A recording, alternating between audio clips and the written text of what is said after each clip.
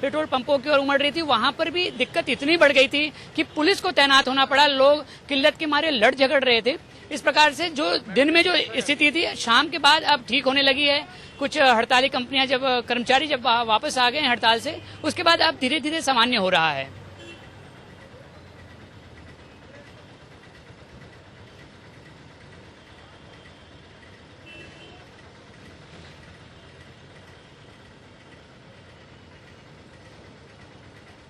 देखिए, हड़ताली कर्मचारी जब वापस आ गए तो उनको उनके स्टेटमेंट से उनके वापस आने से राहत नहीं मिली, लेकिन यहाँ पर जब पेट्रोल पंपों में उनको थोड़ी सुलभता से पेट्रोल और डीजल मिलने लगी तो उनको लगा कि अब हड़ताल समाप्त हो चुकी है।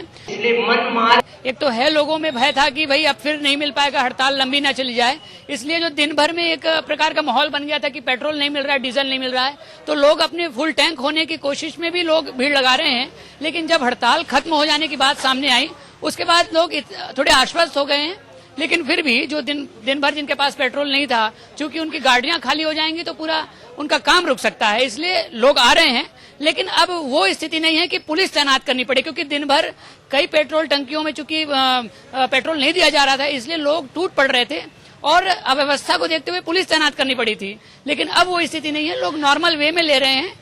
भीड़ जरूर थोड़ी सी अप्रत्याशित ढंग से हो गई है, शाम के वक्त इतनी भीड़ नहीं होती है, बावजूद इसके हम कह सकते हैं कि ये नॉर्मल स्थिति है। जी जी जी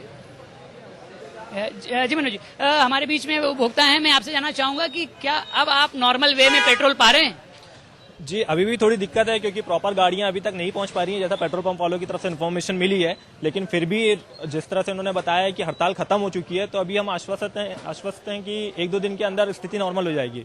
लेकिन फिर भी अभी पेट्रोल की किल्लत है क्योंकि मैक्सिमम पेट्रोल पंप पे अभी पेट्रोल नहीं है। हमारे साथ में और भी उपभोक्ता हैं, मैं उनसे पूछता हूँ जी, अब आपको